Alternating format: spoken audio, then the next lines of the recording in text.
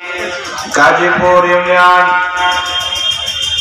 বেতবাড়ি ৮ নম্বর word শাখা কর্তৃক আয়োজিত আজকের এই কর্মী সম্মেলন পরিচালক, আজকের সম্মেলনের সম্মানিত সভাপতি, জেলা উপজেলা ইউনিয়ন পর্যায়ের সম্মানিত দায়িত্বশীল ভাইরা,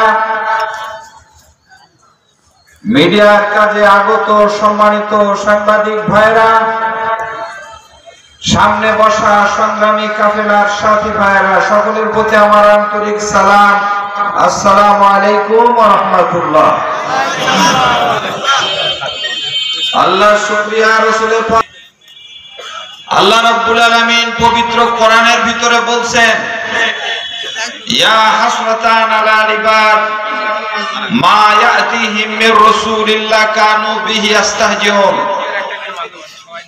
দুঃখ বান্দার জন্য এমন কোন রাসূল পৃথিবীতে পাঠায়নি যাদের উপরে অত্যাচার, নির্যাতন, টিটকারি, মশকরা, ঘরছাড়া, হত্যা করা হয়নি। এরকম কোন নবী আমি পৃথিবীতে পাঠাইনি। আমরা যদি অতীতের দিকে খেয়াল করি, জাতি তাকে কুলক্ষণে অলক্ষণে আমাদের সমাজের সব থেকে আলাইহিস সালামের উপরে চাপিয়েছিল।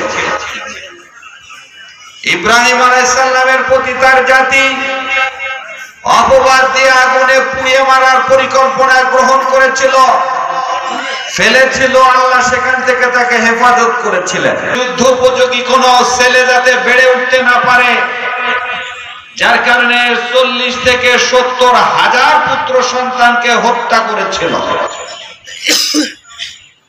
তারা বনী ইসরায়েলের 43 জন নবীকে একদিনে হত্যা করেছিল, থেকে বিতাড়িত করেছিল।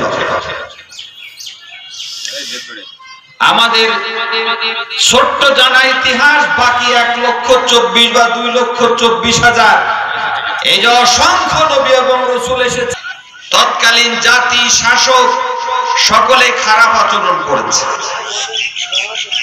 কিন্তু প্রত্যেকটা খারাপ আচরণের শেষে আল্লাহ প্রত্যেকটা জাতি অত্যাচারীদের, জালেমদের 12টা বাজিয়েছে।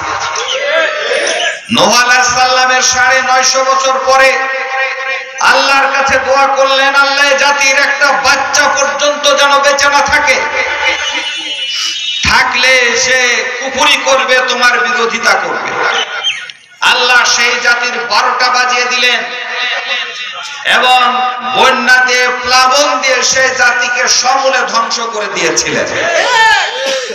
ইব্রাহিম আলাইহিস সালামকে পোড়াবার যে পরিকল্পনা নিয়েছিল দাপুটে বাদশা নমরুদ, আল্লাহ একেবারে ন্যাংরা মশা দিয়ে তাকে পৃথিবীর থেকে বিদায় করেছিল, ঠিক কিনা? এরপরে মূসা আলাইহিস সালামকে আল্লাহ সম্প্রদায় যখন এই নদীতে ফেরাউনকে আমি চুবিয়ে চুবিয়ে মারলাম, আনতুম তানজুরুন, আর উপর থেকে তোমরা তাকিয়ে তাকিয়ে দেখলে। ফেরাউন বলল, তোমার অত্যাচার, নির্যাতনে অতিষ্ঠ হয়ে এই জাতি ভূমিতে দাঁড়াতে পারেনি, বিধায় আজকে আর ক্ষমা নয়। মিশরের আল-কাইনা জাদুঘরে তার লাশটাকে রাখা হয়েছে। জাতি দেখে যেন শিক্ষা নেয়, কাইফা কানা আকিবাতুল মুকাজ্জিবিন, মিথ্যাবাদীদের পরিণতিটা কি তারা যেন সচক্ষে দেখতে পারে। আল্লাহর নবীকে যারা বিতাড়িত করেছিল মক্কা থেকে, 8 বছরের ব্যবধানে যখন মক্কা বিজয় করলেন, আল্লাহ রাসূল পায়ের কাছে বড় হয়ে বসে বলল, মুহাম্মদ তুমি আমাদেরকে ক্ষমা করে দাও। তোমরা কি আশা করো আমাদের কাছে? কুয়ার ভিতরে ফেলেছিল, আর সেখান থেকে উদ্ধার হয়ে ইউসুফ আলাইহিস সালাম মিশরের রাষ্ট্রপ্রধান হলেন। এরপরে তার ভাইদেরকে যেভাবে ক্ষমা করে দিয়েছিল, আমরাও ক্ষমা চাচ্ছি। বুঝা গেল কিনা?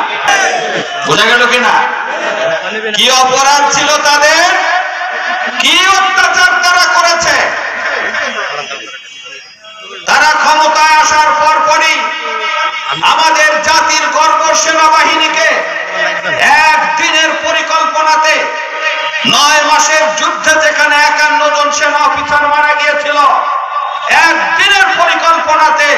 57 জন সেনা অফিসারকে তারা হত্যা করেছে। পরবর্তীতে 280 জন ডানপন্থী সেনা অফিসারকে তারা চাকরিচ্যুত করেছে। অধ্যাপক গোলাম আজম সাহেবের ছেলেকে 8টি বছর আয়না ঘরে কারারুদ্ধ করে রেখেছে। উন্মুক্ত আকাশ দেখতে দেয়নি, বাতাস দেখতে দেয়নি, আজানের শব্দটা পর্যন্ত শুনতে দেয়নি। সম্মানিত ভাইয়েরা, আমাদের দেশের গর্ব ছিল বিডিআর, জামাত ইসলাম। আওয়াজ হয়নি? আওয়াজ হয়েছে, পারতাম না। অন্যরা তো দূরের কথা। 72 সালের 10ই জানুয়ারি দেশে ফিরে আসলেন। 73 সালে উনি ট্রাইব্যুনাল গঠন করলেন। বাংলাদেশের যুদ্ধ চলাকালীন সময়তে যারা খুন, ধর্ষণ, রাহাজানি 152 জনকে বিভিন্ন মেয়াদে শাস্তি দিয়েছিলেন। 195 জন ছিল পাকিস্তানের সেনাবাহিনী। এই 752 জনের ভিতরে অন্যায়ভাবে যাদেরকে ফাঁসি দিলেন, জামাতের নেতা তো দূরের কথা, জামাতের একজন কর্মী, একজন সমর্থক পর্যন্ত সেই গ্রুপে ছিল না। সম্মানিত ভাইরা, আমাদের নেতৃবৃন্দকে যে অপরাধে ফাঁসি দিলেন, 71 সাল থেকে 75 সাল পর্যন্ত শেখ মুজিবুর রহমান ক্ষমতায় ছিল, অথচ সারা বাংলাদেশের কোন থানাতে তাদের বিরুদ্ধে একটা জিডি পর্যন্ত হয়নি। এবং তারা সদর্বে গর্বের সাথে ফাঁসির সামনে দাঁড়িয়েছে। ফাঁসির সামনে দাঁড়াবার সময় তারা ছেলের সাথে পরামর্শ করেছে কোন পোশাক